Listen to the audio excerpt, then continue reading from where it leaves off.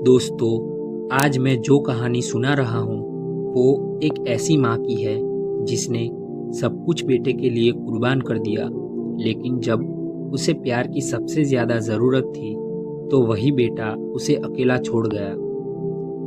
सीता नाम की एक विधवा माँ थी। पति को खोने के बाद उसने अकेले अपने बेटे राहुल को पाला।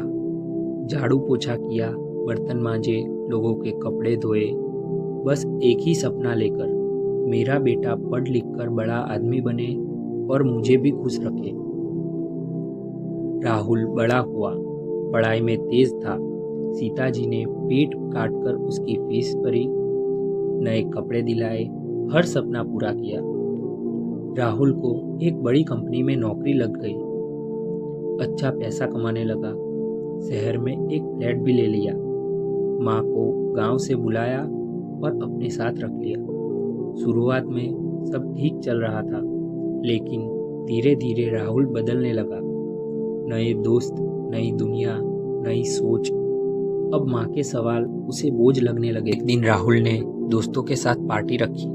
म्यूजिक, डांस, शराब, सबका इंतजाम था। उसे डर था कि माँ कहीं पार्टी में आकर सबके सामने उसे शर्मिंदा ना कर दे। इसीलिए उसने माँ को एक कमरे में बंद कर दिया। दरवाजे को बाहर से ताला लगाकर चला गया। माँ ने उसे पूछा, बेटा ताला क्यों लगा रहे हो? राहुल ने मुस्कुराकर झूठ कहा, माँ कोई चोर ना घुस जाए इसीलिए, और चला गया। सीता जी अकेली उस कमरे में बैठी रही। कई घंटे बीत गए। उन्हें घबराहट होने लगी, सांस फूलने लगी। वो चिल्लाई, दरवाज़ा पीटा, पर कोई नहीं सुन सका। सीता जी को हार्ट अटैक हो गया। राहुल देर रात पार्टी से लौटा। जैसे ही कमरे का दरवाज़ा खोला, माँ बेहोश पड़ी थी। उन्हें तुरंत हॉस्पिटल ले गए, लेकिन डॉक्टर ने सिर झुका लिया। अगर ये आधा घंटा पहले आती तो शायद बच सकती थी। राहुल जोर जोर से रोने लगा, पर अब बहुत देर हो चुकी थी। माँ के तकिए के नीचे से एक चिट्ठी मिली, जो उन्होंने कुछ दिन पहले लिखी थी। शायद समझ गई थी कुछ।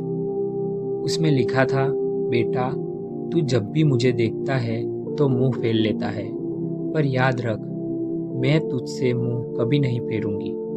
माँ हूँ, तुझे हर हाल में माफ़ कर दूंगी, लेकिन जब मैं ना रहूं तब तू खुद को कैसे माफ़ करेगा?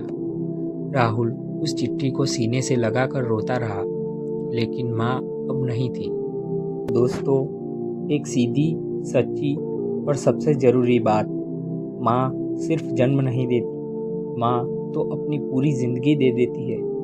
उसे अकेला छोड़ना पाप नहीं, सबसे बड़ा अपराध है। अगर तुम्हारे घर में माँ बाप है तो तुम करोड़पति हो, क्योंकि उनका साथ सबसे बड़ी दौलत है।